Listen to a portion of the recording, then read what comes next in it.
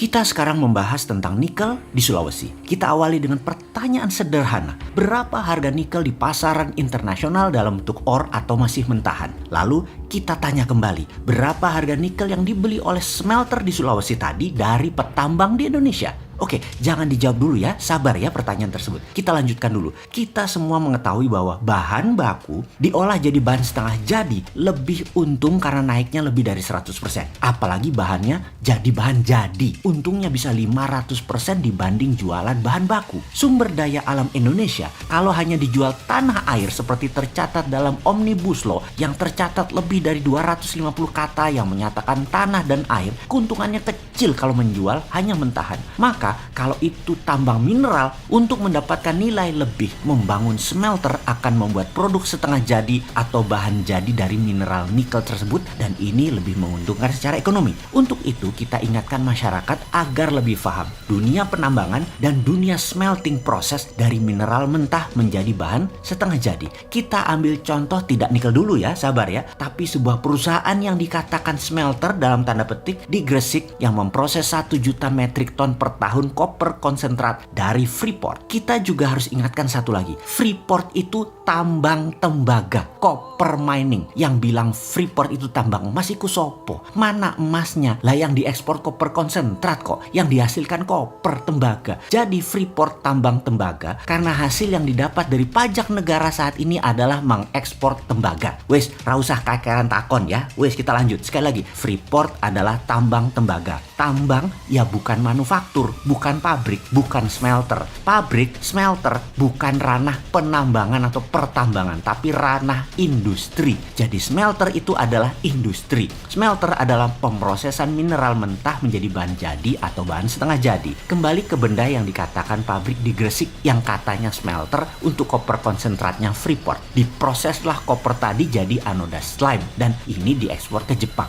Oke, sebentar ya, biar paham lebih detail lagi. Anoda slime tadi apa sih? Kok nggak diteruskan prosesnya? Kok nggak di-refining? Maka jawaban saya sebagai orang yang baru 20 tahun main di dunia smelter dan pertambangan adalah ya memang bukan smelter itu pabrik. Hanya blister doang, misain impurities atau mineral yang tak berguna menjadi bentuk anoda slime. Yang mana ketika dikirim ke pabrik di Jepang, anoda slime tadi diurai sampai proses refining atau pemurnian, barulah dimanufaktur di Jepang tadi. Keluarlah produk akhir yaitu emas, platinum, bahkan ada uranium. Yang mana ketika dikirim ke pabrik Jepang, anoda slime tadi diurai dari 1 juta ton terdapatlah 20-40 ton per tahun emas. Platinum antara 10-15 ton per tahunnya. Indonesia nggak dapat benefit dari gold tadi. Piye jawab bejal pertanyaan ini. Loh, Indonesia selama ini hanya dapat pajak dari tambang Freeport berupa koper konsentrat yang tidak seberapa nilainya, lalu dicuci lagi di Gresik sebagian, cuman bayar pajak barang setengah jadi,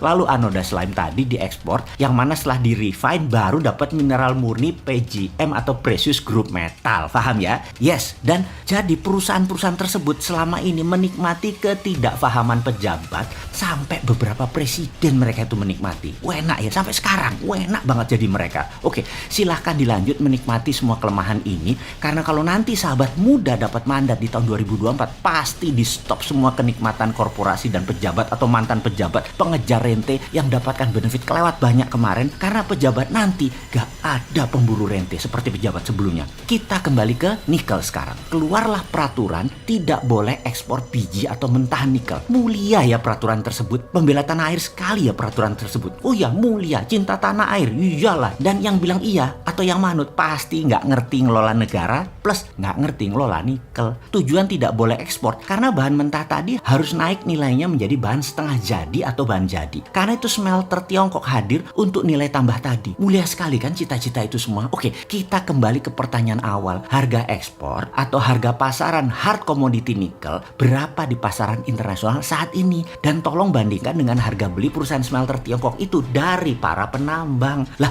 kok lebih murah harga beli smelter Tiongkok tadi dibandingkan harga internasional? Kalau gitu kita ekspor saja. Oh, tidak boleh. Sudah dikunci dengan aturan undang-undang yang disahkan DPR, wakil rakyat loh yang mengesahkan atas usulan pemerintah. Sekali lagi, wakil rakyat yang mulia dan pejabat yang mulia yang mengatakan untuk rakyat memutuskan ini tidak boleh ekspor mentah nikel. Walaupun harga internasional lebih mahal, harus dibeli perusahaan lokal Indonesia, tapi pemiliknya si Tiongkok. Jadi inilah yang terjadi saat ini di dunia penambangan nikel. Semoga saya salah lagi di dalam menganalisa, karena bener deh, jangan sampai ada yang komentar sebegitu bodohnya pejabat negara dan wakil rakyat atau pura-pura bodoh. Toh rakyat tidak paham.